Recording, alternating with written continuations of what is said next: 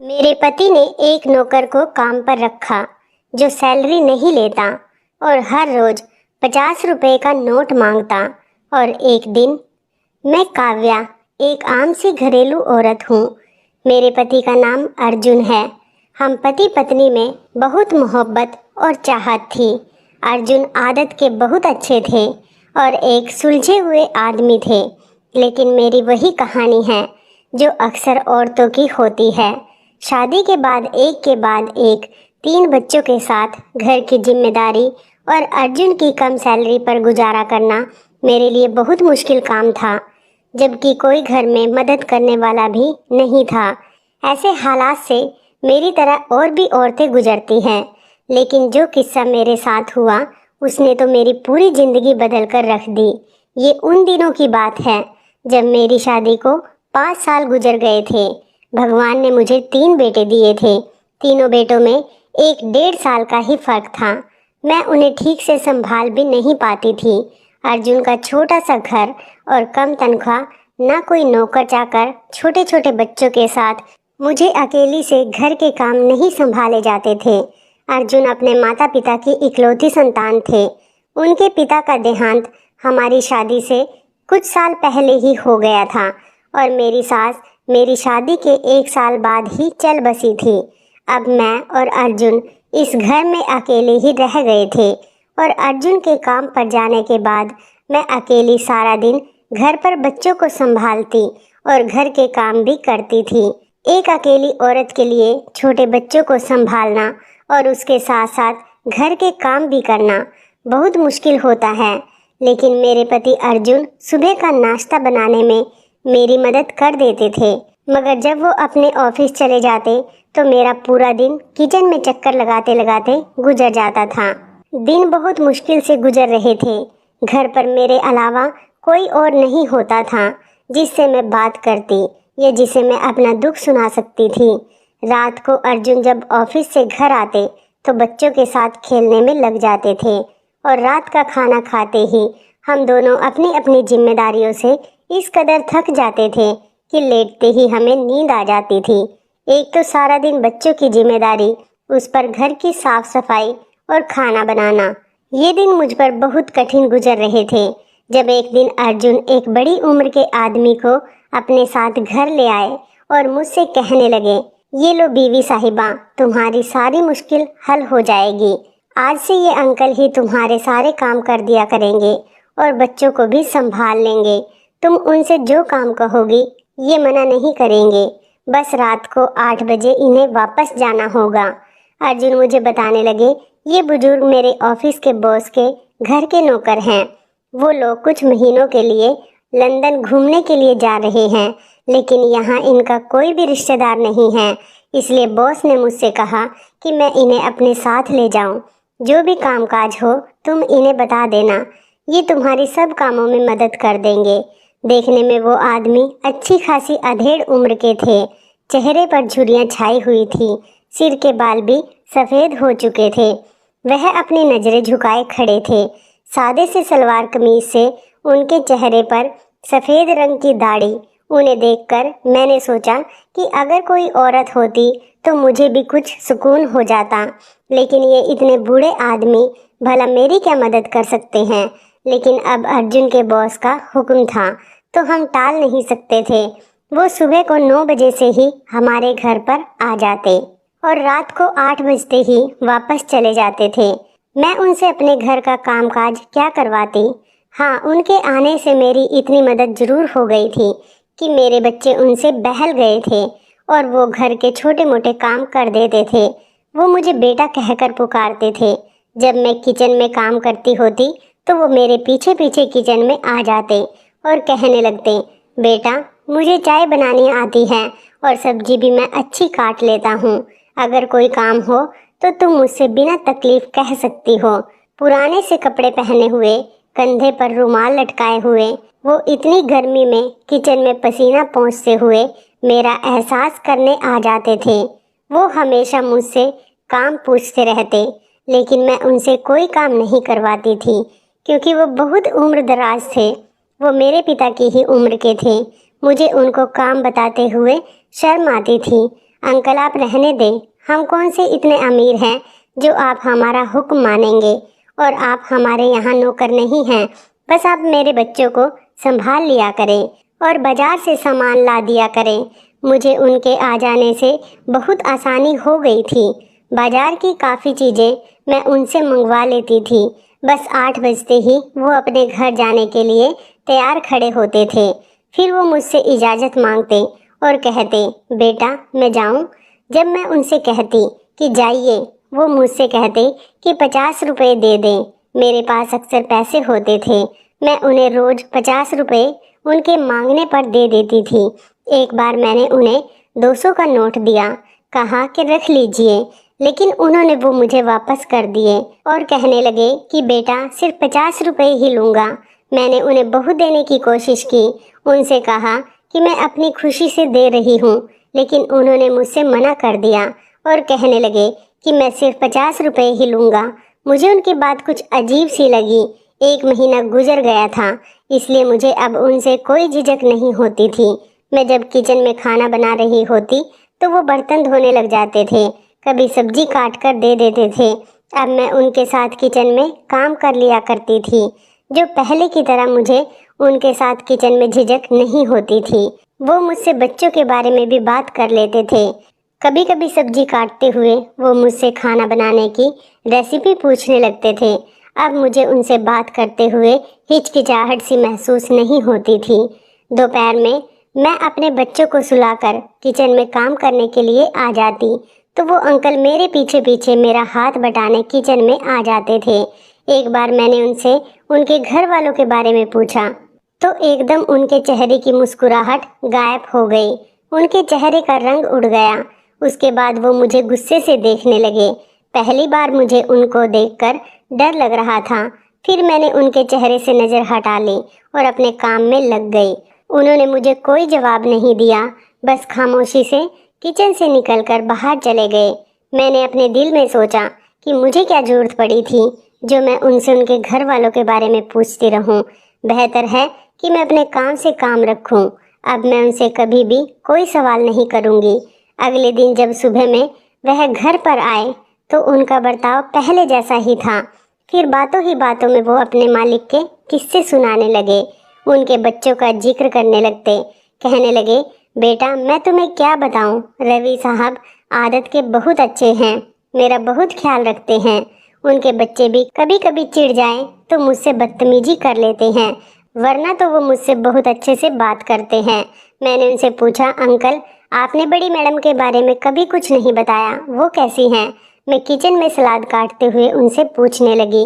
वो भी वहीं मेरे पास ही बैठे थे। एक ठंडी गहरी सांस भरी, फिर कहने लगे, उनका मिजाज बहुत तेज है, लेकिन वो भी अच्छी ही है।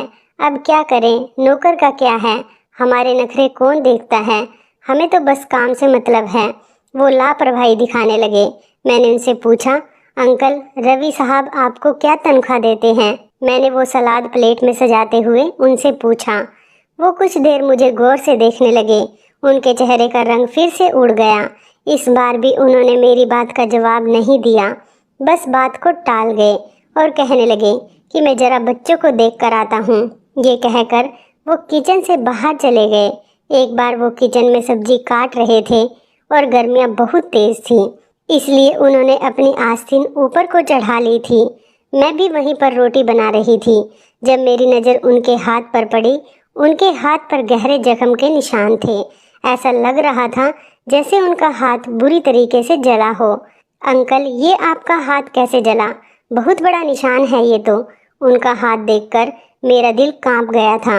वो कुछ घबरा से गए। हाथ से गिलास भी छूटकर सिंक में गिर गया। वो मेरी गलती थी। उन्होंने जल्दी से अपनी आस्तीन नीचे करते हुए मुझसे कहा और फिर बर्तन धोने लग गए। उनके चेहरे पर अफसोस दिख रहा था। पता नहीं क्यों वो मुझे कुछ परेशान लगने लगे थे। 8 बजते ही बस उन्हें अपने घर पर जाने की जल्दी होती थी। अर्जुन ने कई बार उनसे कहा कि हमारे घर में एक कमरा मेहमानों के लिए खाली है, आप वहाँ आराम कर लिया करें या कुछ देर और रुक जाया करें, लेकिन नहीं, वो तो ऐसे जल्दी करते जैसे कोई उनका इंतज़ार कर रहा हो। एक बार खुद ही बातों बातों में वो अपनी पत्नी के बारे में मुझे बताने लगे। कहने लगे, वो मेरा बहुत ख्याल रखती है, बहुत अच्छी औरत है, जैसे तुम अपने पति अर्जुन का ख्याल रखती हो। भगवान तुम दोनों की जोड़ी सलामत रखे, जुग जुग जियो, सदा सुहागन रहो। मैंने उनसे कहा कि आपको आंटी से बहुत मोहब्बत है, इसी वजह से 8 बजते ही आपको जाने की जल्दी होती है। वो आपका इंतजार करती होंगी। मेरे कहने पर एक उदासी उनके चेहरे पर छा गई और वो गहरी सोच में गुम हो गए और कहने लगे, ठीक कहती हो बेटा, वो मेरा इंतजार करती है। मैं थोड़ा सा भी लेट हो जाऊं तो दरवाजे पर खड़े होकर मेरी राह देखने लगती है। वो मेरे लिए बहुत ज़्यादा परेशान हो जाती है। घर जाता हूँ तो मैं उसके पास बैठता हूँ, तभी मेरे पोता पोती आकर मेरे गले लग जाते हैं, मेरे हाथ चूमते हैं, दादा दादा कहकर मेरी गोद में बैठने लग जाते हैं। बहू आकर अपने सर पर हाथ रखवाती है और मुझे पानी का गिलास देती है। मुझसे कहती है कि पिताजी खाना भी गर्म है, अगर आप कहें तो मैं आपके लिए लगा दूं, लेकिन एक तुम हो जो मुझे खाना खिलाए बिना यहाँ से जाने नहीं देती। मुझे रोज अपनी बहू को मना करते हुए शर्म आती है। वो मेरे सर पर हाथ रखकर प्यार से बोले, जैसे कोई अपनी बेटी से लाड़ में कहता हो। फिर रात को मेरा बेटा ऑफिस से आकर बहुत देर तक मेरी टांगे दबाता रहता है। मैं उससे कहता हूँ कि तुम खुद थके हारे काम से आए हो, फिर क्यों मेरी टांग दबाने बैठ जाते हो। मैंने अपने बेटे से कहा, मैं सारा दिन खाली ही तो रहता हूँ। काव्या और अर्जुन मुझे कोई काम करने नहीं देते, मेरा बहुत ध्यान रखते हैं। लेकिन मेरा बेटा कहता है, पिताजी जब तक मैं आपकी टांगे दबा ना लूँ मुझे नींद नहीं आती। मुझे उनकी बातें सुनकर बहुत ज़्यादा खुशी हुई कि उनकी इतनी नेक औलाद थी जो उनकी इतनी कद्र और परवाह करती थी, वरना आजकल की औलाद तो अपने माता पिता को देखते भी नहीं हैं। और फिर मेरी पत्नी जब तक दिन भर की बातें मुझे ना बता दे उसके दिल को चैन नहीं मिलता। बस उसकी बातें ही ख़त्म नहीं होती कि मेरी आंख लग जाती है। वो ये बात कहकर हंसने लगे। मैं उससे कहता हूँ कि हमारी उम्र बीत गई है, लेकिन तुम्हारी मोहब्बत अब भी वैसी ही है। वो मुस्कुराते हुए अपनी आंखों में आए आंसुओं को साफ करने लगे, जो शायद उनकी हंसी से आंखों में आ गए थे। सच्ची मोहब्बत अंकल वही है जो आपकी पत्नी आपसे करती है। औरत की मोहब्बत पुरानी कब होती है, वो तो समय के साथ साथ और ज़्यादा मजबूत होती जाती है। मेरी बात पर वो मुझे एकटक देखने लगे, कहने लगे कि तुम बिल्कुल मेरी पत्नी हेमा की तरह बातें करती हो। मैं सोचता हूँ अगर मेरी कोई बेटी होती तो वो बिल्कुल तुम जैसी होती। वो मुस्कुरा कर कहने लगे। मैंने उनसे पूछा, आप नौकरी क्यों करते हैं अंकल? मेरे सवाल पर वो एकदम से घबरा गए। उनका मिजाज बहुत अलग था। कभी कभी बात करने पर आते तो अपने घर वालों की सारी बातें मुझे बताने लगते, और कभी कभी मैं उनसे कुछ सवाल करती तो वो बिना जवाब दिए ही वहाँ से उठकर चले जाते। अभी वो मेरे इस सवाल का जवाब दिए बिना ही उठकर वहाँ से चले गए थे। फिर मैंने दिल ही दिल में सोचा कि हो सकता है कि इन्हें पैसों की परेशानी हो, बेटे की तनख्वाह ज़्यादा नहीं हो, तभी इस उम्र में मेहनत कर रहे हैं। मैंने अर्जुन से कहा, आपका बॉस तो अंकल को अच्छी तनख्वाह देता होगा, जिससे उनका गुजारा बहुत अच्छे से हो जाता होगा, लेकिन अब वो यहाँ नहीं है तो अंकल के घर वालों को मुश्किल हो रही होगी। आप जितनी तनख्वाह आसानी से दे सकते हैं उन्हें दे दें। मेरी बात सुनकर अर्जुन ने जवाब दिया कि तुम्हें क्या लगता है मैंने उन्हें तनख्वाह देने की कोशिश नहीं की होगी? लेकिन वो मुझसे पैसे ले तब ना, जब भी मैं उन्हें पैसे देता हूँ वो हर बार मना कर देते हैं और कहते हैं कि तुम दे देती हो, बस वही मेरी तनख्वाह है। अर्जुन की बात सुनकर मैंने फैसला कर लिया था कि अंकल से पूछूंगी जरूर कि वो 50 रुपए के नोट से आखिर क्या करते हैं। अगले दिन जब मैंने अंकल को 50 रुपए का नोट दिया तो मैंने उनसे पूछ ही लिया कि सिर्फ 50 रुपए के नोट से उन्हें क्या मिलता है। इस बार वो खामोशी से बाहर नहीं गए थे, बल्कि मुझसे कहने लगे, बेटा तुम मेरे घर आना और सब अपनी आंखों से देख लेना। अगले दिन जब मैं उनके घर गई तो मेरे पैरों तले से ज़मीन निकल गई, क्योंकि वहाँ तो मैं और अर्जुन दोनों ही अंकल के साथ उनके घर गए थे। एक सुनसान सा इलाका था, छोटी छोटी गलियाँ थीं, तंग सा माहौल था। एक गली के अंदर जाते ही 2-4 घर के बाद गली बंद थी। उस गली के आखिरी मकान के सामने हम दोनों अंकल के साथ खड़े हो गए। लेकिन उस घर का दरवाज़ा बंद था। धक्के मारने से ही वो दरवाज़ा खुल गया। सामने कच्चे मिट्टी का आंगन था। मैंने और अर्जुन ने एक दूसरे को हैरानी से देखा। फिर हम घर के अंदर चले गए। घर में बहुत ज़्यादा खामोशी थी। घर के अंदर जाते ही एक बहुत बड़ा सा आंगन था और सामने 2 कमरे बने हुए थे।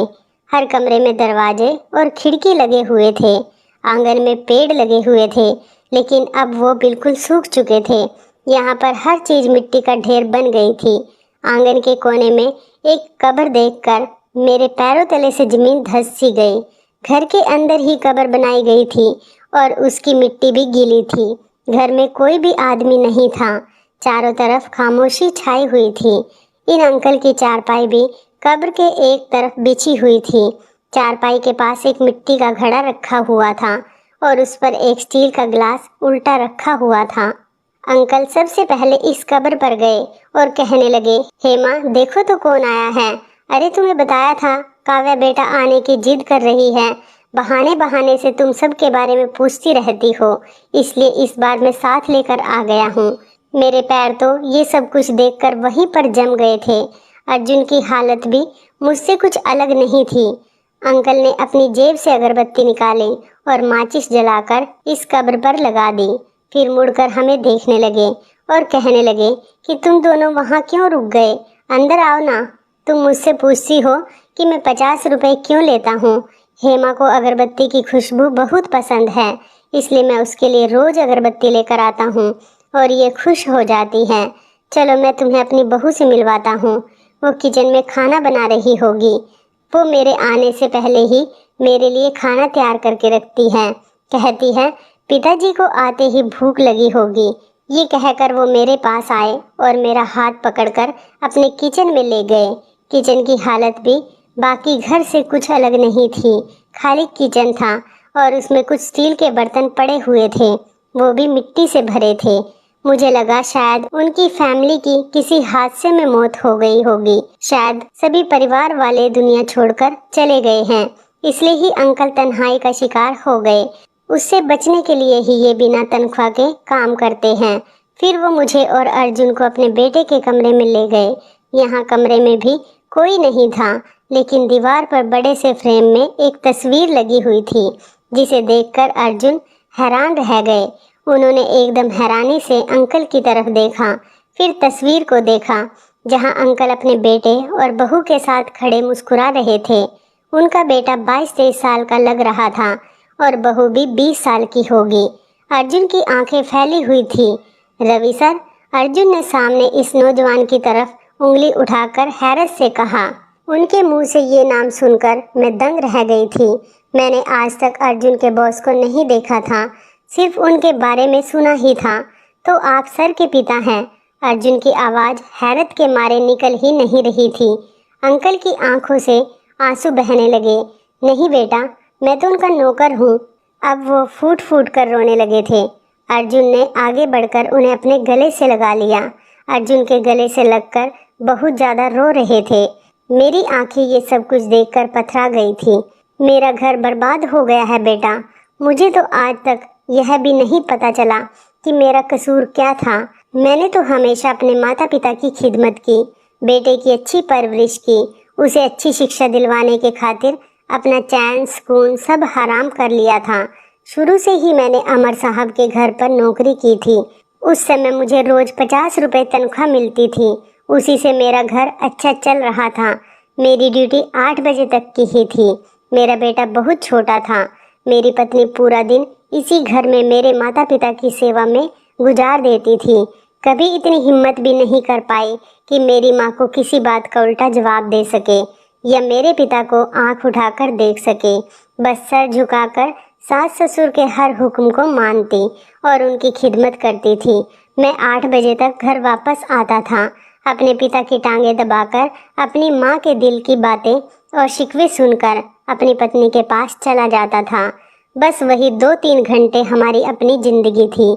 हम हंसते एक दूसरे से बातें करते थे, अपना दुख दर्द एक दूसरे से बताते।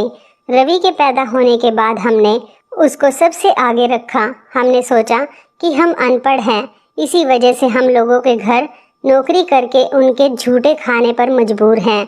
अगर हमारा बेटा पढ़ लिख जाएगा तो हमारे भी दिन बदल जाएंगे।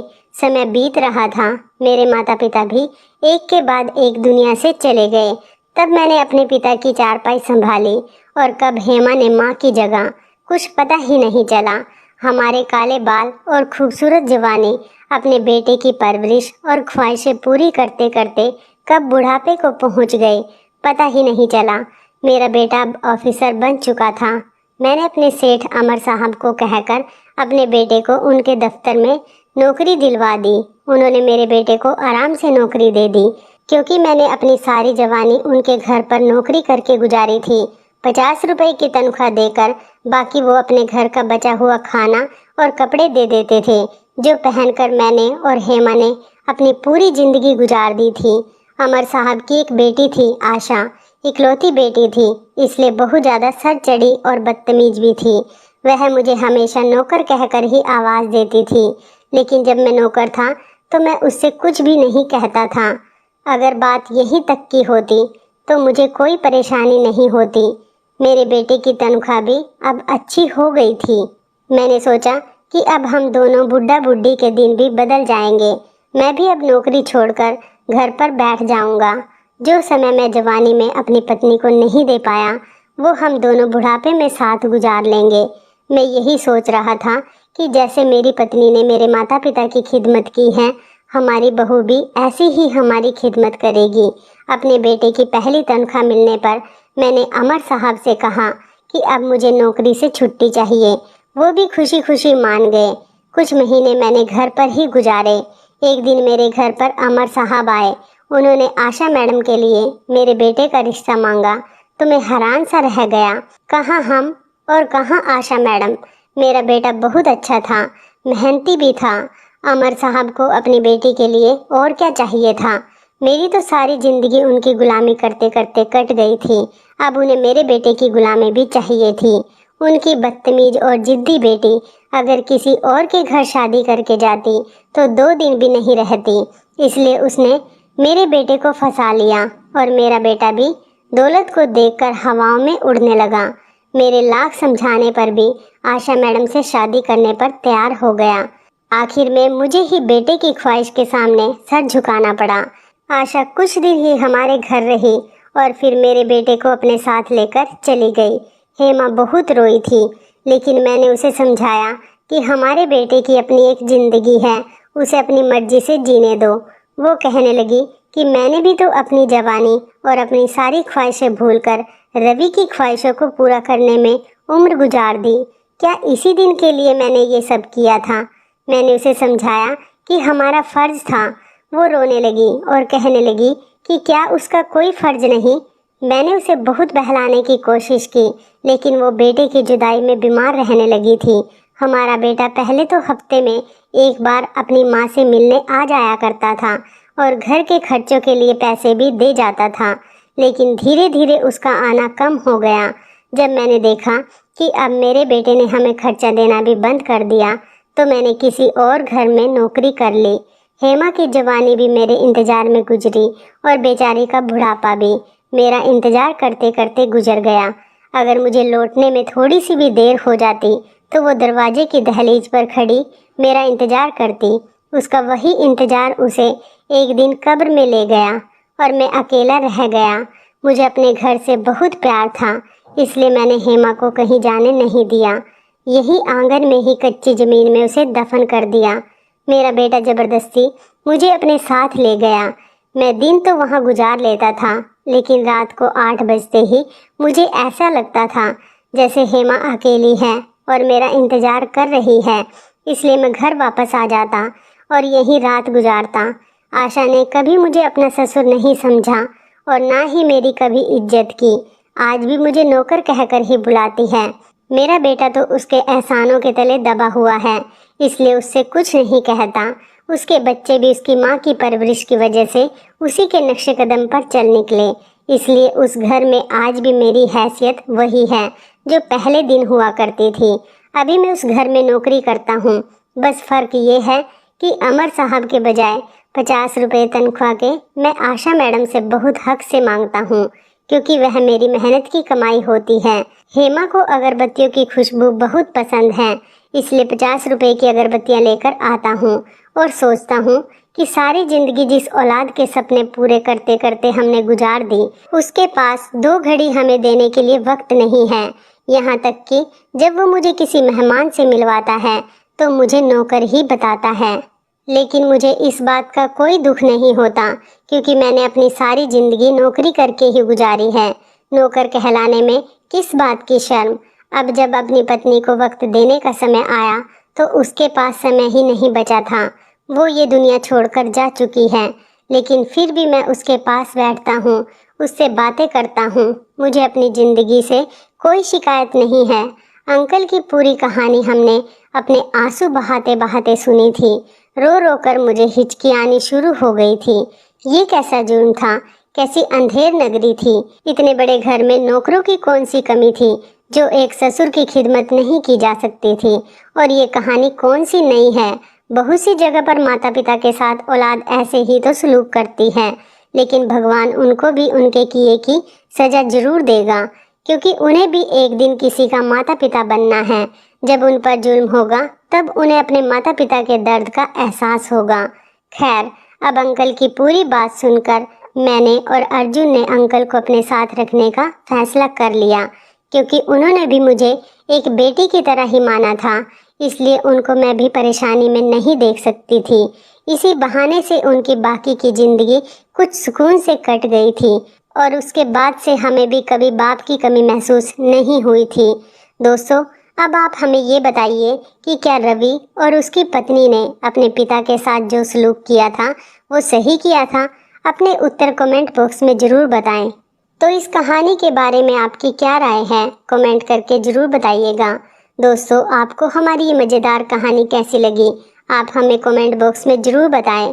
यदि आपके पास भी ऐसी कोई प्यारी सी कहानी है या फिर ऐसी कोई कहानी जिससे कुछ शिक्षा मिले, तो आप